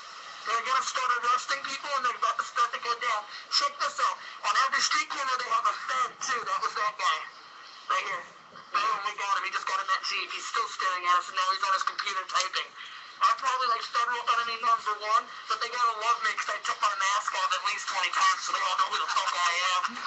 Anyways, this has been totally crazy. I've got a couple more interviews, a couple of guest speakers that are gonna come on that we're here, that we got separated from the crowd so we don't get shot while we're doing this, or trampled by horse. Wait, you hear that? That is the helicopters. See, they just put in the arrest bands, now they're bringing in the helicopters. Can you see it? Right? There he is. There he is. Get him. Oh! Sorry. Yeah. They're coming to get us. They're going to be on the news. You saw it here first. Tricks, Hardcore Entertainment Feed on the Choice Time for Hot Network and our radio. Let's get it done. Whenever you're fucking Bob Buchanan here, I can't even begin to explain what the fuck I saw out there. Nothing but a bunch of freedom-fighting, hating motherfuckers. I'm pretty sure I saw somebody lose a hand. I'm not quite sure where it was, but I saw it. That's for goddamn sure. So look, remember, how'd you get here, Bob? Well, like every parliament, the max. But how'd you pay for the max? I thought you had to sell an appliance. Well, no, what I did is I bought water with my food stamps cards, and then I dumped the water out, and I returned the bottles for 5 cents a pop. Whatever works, right? That's how I made it here. Yeah, well, at least you had water. How do we get cold beer? Oh, well, I don't know. I lost my fridge earlier today, so... But why'd you give... What did you giving up your fridge have to do with the importance of this anonymous march? Well, I don't want them to know how much energy I'm using to freeze my items. So now we have warm beer, because you have no fridge. Yeah. Anyone know where to get some cold beer at around here?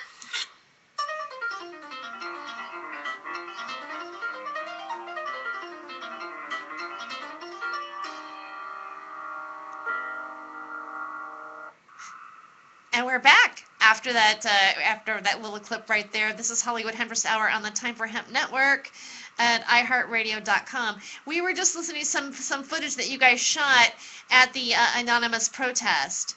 I find it fascinating that you're able to do like almost a sketch in the middle of chaos. Right? What else are we supposed to do? That's what we do. You're like, screw what's happening right now. Let's get some bits in there and see if we can make this funny. I love that. I really enjoyed it. It's almost it's almost 2 videos in one. I think we need to probably chop it in 2 different pieces too. Absolutely. Yeah.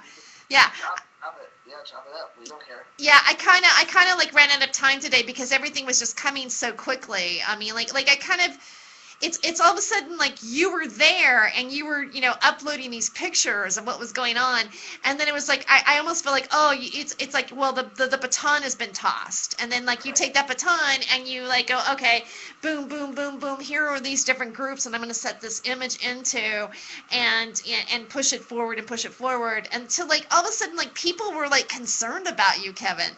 They were like, get out of there, and you hadn't even posted any video yet. That's it. Be safe. Make sure you do this. And I know I was getting all sorts of messages. It was weird, but when we were doing this with our phones, and I have a crappy phone too, and I was taking pictures, and people were getting them, and we were getting. It's not like these cops were posing for us. I mean, it's like these horse cops stopped so we could take pictures. We had to catch these guys while they were moving, while they were rolling. That picture of the ice cream truck was great. We got that SWAT guy looking directly at us. Yeah. It was insane. The guy who's in charge of the bicycle gang, and I call it a gang because they're teamed up and they're feeding off each other's fucking testosterone. They probably got told, hey, get like 3 arrests today so we can get some money out of these guys. But I do want to say one thing about Portland and the anonymous crew. When you go to these marches, one of the things you do is you test to see how nice the crowd is by asking for cigarettes from everyone. and you just end up with a pocket full of cigarettes that you're not going to smoke, but you just see how nice people are. And I got to say, Portland gave me a lot of cigarettes, so that was nice of you guys. I really wanted to be there, but I couldn't, and rightly so. I almost feel like we almost did what the I believe we accomplished what the anonymous video was saying is, don't have your GPS on, don't be, I mean, maybe even like if you go down and you stream it, I mean, who's to say that people aren't going to find out like that's your Ustream? I mean, the message was very clear about having extra, SD cards and taking pictures and using Gmails and uploading your material, like giving your footage to people that you really trust. I mean, like all this kind of preparation. It was almost like you needed to have somebody in the trenches and somebody not in the trenches to actually start to take that footage and get it out as quickly as you could into the eyes of the public. Because even the anonymous video that I watched today before I started the show was saying that this was a social media revolution. So it really, a lot of it does have to do with us telling the story and documenting our end of what the truth might have really been. Because again, I don't know, does anybody have a TV? I don't have a TV. There's a TV in the room that I shoot the show in, but did TV cover it? No. According to the internet, news media, and this is what's weird because I talked to a news guy, Channel 6 out there. I talked to a news station. The news stations were out there. I talked with one, and then come to find out that no news stations in any country actually aired any of the footage. Yeah, that's possible. I did not know anything about it until I heard you guys talking about it on the program this evening. And I'm usually pretty aware of these types of activities just because of my involvement with the movement and all that I do on the internet. And it is kind of weird that there is such a news blackout on such a huge event. And the news blackout is so successful that almost makes me want to pee my pants. Right, and that's what's even scarier is they could, the same way they can black it out, they could have flipped, like I said, they could have flipped the switch and put that into a false flag event with ease. Well, I do got to say this. I went to the march on July 4th against the NSA when we first found out from Edward Snowden that they were spying on everyone, the entire world. They had all of your information collected. I remember I went to that first march, and that was really informative, and I learned a lot there. Kevin went with me, and we scared a homeless guy by giving him a bottle of gin. It scared him that he got a bottle of gin, and then he realized what it was and loved it. But yeah, he thought we were being too nice, like we wanted him to suck our pee-pees or something. Yeah, something weird. Yeah, but once we were like, no, I'm actually giving you this. Yeah, he was like, because that's what I do. I don't give homeless people money. I just give them the alcohol they're going to spend the money on anyways. It's cheaper that way. Plus, I saved them the walk. But this one, I didn't get as much information from this one. I heard a lot of chanting, Crazy chanting. Yeah, we got like there. What kind of crazy chanting? What were they saying? They were just like, we don't want government. Well, here's the thing. Everybody in the group was screaming something different. Everybody was in there screaming their own idea of what they were marching for. It was kind of chaotic. The whole march was kind of chaotic, and it wasn't very well organized, other than the fact that everybody was marching, following somebody. But everybody had their own sides and their own agendas. Everybody was screaming something different. It wasn't until the cops started boxing them in that everybody got on the same chant, peaceful protest, peaceful protest. That was at the beginning, yeah. I mean, I'm looking for more stuff on Reddit right now because people who frequent Reddit had to have been there. Right. It's anonymous, right? They're always posting shit up on here anyway. Supposedly. Yeah. There's a lot of stuff that is starting to circulate. Again, we've got more videos that we're going to be uploading to our YouTube and putting it on our trips page, and also you can see it on my Freedom of Joyce Facebook. I'm also Terry Joyce on Facebook. I post daily information, about different topics. I mean, a lot of it is marijuana related because my heart, is connected to making people know that that hemp can save the world, and that's why we're on Time for Hemp Network. That's why we're broadcasting to reach all these people. We're just starting.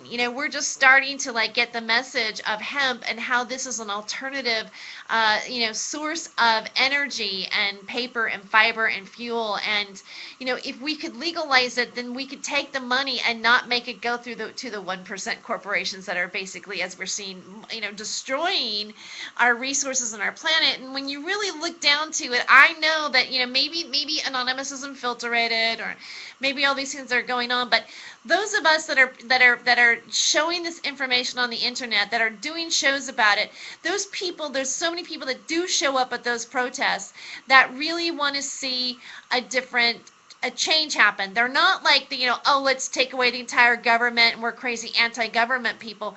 What we do wish that our government put themselves in check again, that we are saying that we're suspecting that we're not happy. And when you see people get band together, not just like in Portland or in the United States or in where everywhere that it went to today in New Zealand. I mean, I got invitations to join New Zealand's protest, and I live in Washington, in the United States, but somebody still sent me an invitation. And if I had a plane, god damn it, I would have went over there just to take a vacation. I'll go protest and take a vacation. Right? I mean, but it wasn't like it. These aren't these messages. These people inviting you. They're not. I don't get a bad vibe, an angry vibe. I don't get a violent vibe off of them. I get them as people if you watch the movie, the real underlying movie that I think people resonate with is that we're all anonymous, and you know what? We wear masks on our face because we're afraid that if we identify ourselves, you're going to come and fucking kill us, okay? Or take us in jail, or do whatever, because you've done it in the past. And I think whether or not this is a false flag or they're doing this, blah, blah, blah, fact of the matter is the police are coming out in bigger numbers. They're well trained. They work in certain types of crowd tactics. They know open your eyes and see what is really coming down the pike when people are exercising their right to be free and happy and have the government have peace on earth. I don't think the masks are there to because the people are afraid so much. I think if anything, the mask gives strength. It's kind of like that scene in Fight Club. We are the people who serve you your coffee. We are the people who you pay your taxes to. We are the people who serve your dinner, and cut your grass. Crime is the buddy of your ex-buddy, And why do we need all these cops? I mean, nobody would have gotten arrested. I guarantee you, no one would have gotten arrested today if the cops wouldn't have been so many. Because it was a big dick measuring contest at that point. And you know what? Portland police got a pretty big dick, I found out. Well, why couldn't it have been treated like a parade, like a demonstration, like what? Because honestly, this is what this. I mean, if we're talking about, let's talk about America. Let's just talk about America. Americans need to stop being pussies. All right, I and go. Oh, it's okay. Oh, it's okay. Really, can I protest on my lawn, my right to make change in my country, because my politicians will recognize me and maybe make some changes? No fucking way. I mean, how do you think Martin Luther King Jr. made any fucking changes about anything? People in the '60s went. They gathered. They made change. They stopped the fucking Vietnam War, and now when we're starting to do the same thing, something really crappy and yucky is kind of coming down the pike, and I'm just wanting to point that out. Well, I just hate the fact that we keep asking the government for permission. I mean, what the fuck? I mean, who the fuck are we to ask the government? The government's supposed to ask us. I think I figured it out, guys. I think I figured it out. I'm gonna get everybody to act. But every time I use a restroom, on the toilet paper, on every single sheet, I'm going to take the time to do this. I'm going to say, check your government right now before it's too late. And everybody will get the message because it'll be on shit paper, and everybody will see the message. It'll work. Maybe we should take some time. I'll probably start on the north side of 82nd. Maybe we should ask the government to do that. I mean, not the government, but we should ask people to do that. Like, if everybody makes a commitment to like write that on a sheet, even if it's just one sheet of toilet paper. Sharpie might tear through it. This is gonna take some research on my part. I'm gonna have to find the right pen. If you use a Sharpie, though, you might only have to write it on one, and it might sink all the way. Well, it might be hard if you have one of those dispensers that have the one ply thing that comes down. You know, that one won't work as good. But if it's a dispenser or a roll. You on TV? It might just be better just to go the old-fashioned way and just etch it into the wall, like in the 70s. Take your pen out and go, and just put it on the wall. Let's do our own graffiti. We'll just take our spray cans and just if we really want to have anarchy, let's just write messages everywhere and they go, yeah. That message across their ass, and it's gonna sink in because it's just like it'll shoot right up their asshole. And too, the South Park episode. You're gonna wipe their ass with it, and the message will sink in. Yeah, but don't you kind of I'm like, damn it, I want change so bad in a positive way that I'm willing to just deface property to get my message out. If the fucking NSA is listening to me, I'll just take a big paint can and just put it on the wall so people can see it. I mean. Nowadays, it's a law. You gotta, every time you buy spray paint, you have to show them your ID. That's crazy. What? Why can't I just have some damn spray paint? Oh, really? You have to show your ID for spray paint? Yeah. Yep. See, now that's proof that I don't actually do any graffiti, but I had no idea. I probably couldn't I won't say that on the air. Okay, I do enough for all four of us, as you can tell. I graffiti tons of shit. So I like rubber chickens. I like to paint and draw those. So if all of this didn't, okay, let's for a whole different reason. Let's say none of this existed. None of this none of this happened. How would you wouldn't it just be better? Why can't we just live day in and day out, just smoking a bowl, chilling out, doing what you love? Being artists, laughing, having dinner with your friends, falling in love with people. Why can't we just live in that reality? Why is anybody with me on that? Heck yes. Holy heck yes. Yes. I don't know. Then you start looking at the fucking dystopian future of what was the name of that movie? Demolition Man. You know what? Sasha, I'm not Sasha, but actually Casper wrote something in the chat. If you feed chickens hemp seed, then you have pot in every chicken. I love that. I'm sorry to interrupt, but I thought we needed to share that for a moment. That's from the desk of Casper Leach in the Skype chat line. That's very poignant. It is very poignant.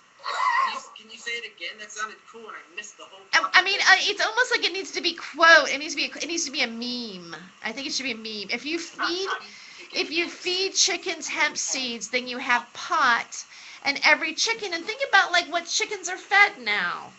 You know what I mean? It's if you fed it hemp seeds. Wait a minute. Back up. Yeah. We're still feeding chickens? Yeah. We're feeding them their own flesh. No, I'm kidding. I'm joking about that. But I mean, I've heard that about cows, that they were giving cows a cow somehow stealing their stuff, or and cows are they're vegetarians. They're not supposed to have any meat, and then they're eating themselves, and then we eat them. It's terrible. They don't really grow heads or anything, but they have feet and breasts, and then we just I thought they were all mutated now. What?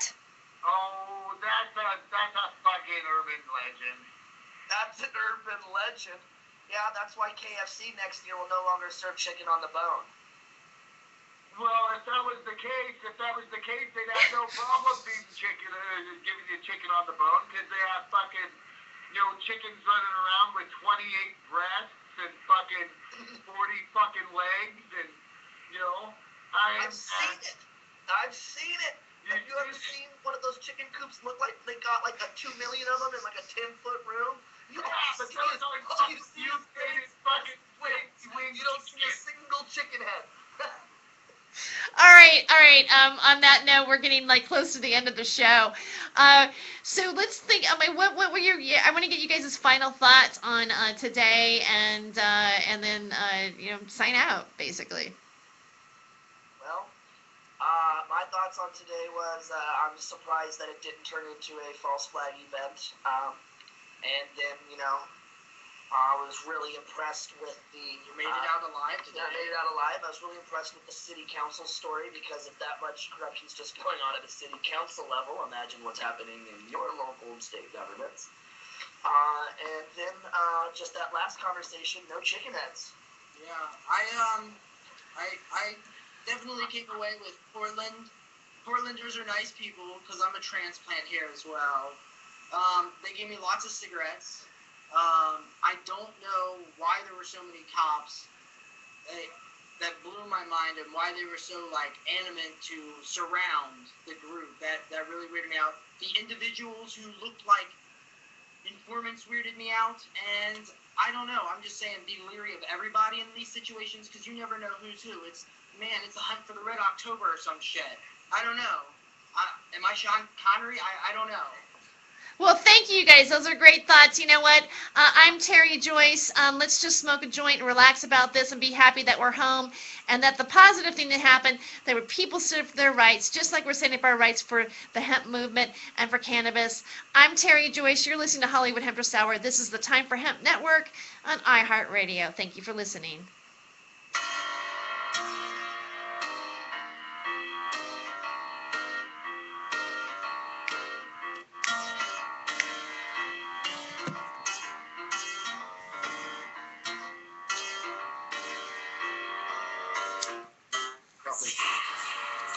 We gotta move this table.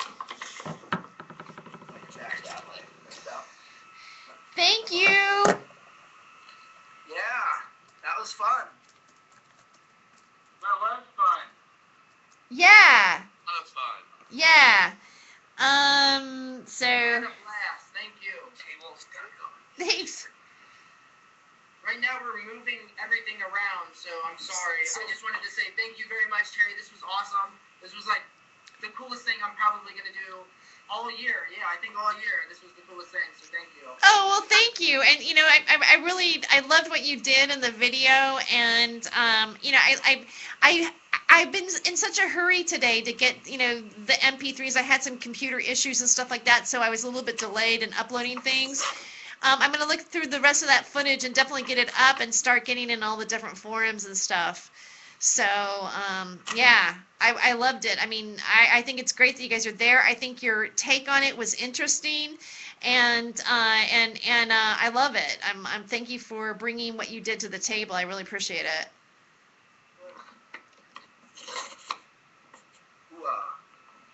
Yeah, I don't know what to say other than, well, of course, thank you. Thanks. Let me be on here. All right. All right, you guys. So when do we want to do trips? I'm thinking. What? Like 10 minutes. Coffee. Yeah, that'd be fine. I need to take 10 minutes. All right. So say 2:15. Yeah. All right. Northblatt, real quick, are you still selling hand-rolled cigarettes to 3-year-olds? Hand-rolled cigarettes to 3-year-olds? Not in this country. You fucking kidding me? They watch you here. I forgot you were a frequent flyer with Delta, dude. Yeah, no, that's only in Vietnam and the Philippines, man. Keep those fuckers good and fucking nicked out, let me tell you. Who was your other guest tonight? Dan Henkin. His name is spelled Henkan.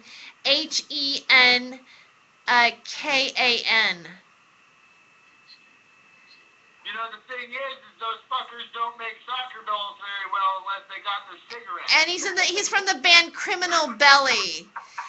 Criminal Belly spelled like criminal and belly. Yeah, You know, they, Oh, man. we'll give you your link here in a minute so you can start promoting it if you want. Oh, awesome. Yeah, I like to do it right away. Thinking about a criminal belly, you should see those little kids. Yeah. You know why they need cigarettes is because once the machine fucking breaks their leg, they're just sitting there all day fucking doing the same thing. Cigarette helps them get through that day, brother. It helps No, them high, doesn't it? if I feed them cigarettes, I don't gotta feed them food. When I see the flies, I figure I don't have to feed them food. I mean, what, a million years of Darwinism and they still can't figure out the proteins right above their face? Well, you know you've got them in the right spot when they don't blink. You know, when the flies just crawl over the eyeball. And they're like, oh yeah, they're in the zone. That's when they're pumping out, fucking shoes and shit right there. Okay, guys, you want to go take a break and get started? Well, if they're a little older and in that condition, that means you don't need to use roofies. Fuck, at that point, it's just called a raise. All right, I'm out. Thanks, Casper. Bye, you guys. I'll see you in like 10 minutes. All right. Good night. Love Good, you. love you. Bye.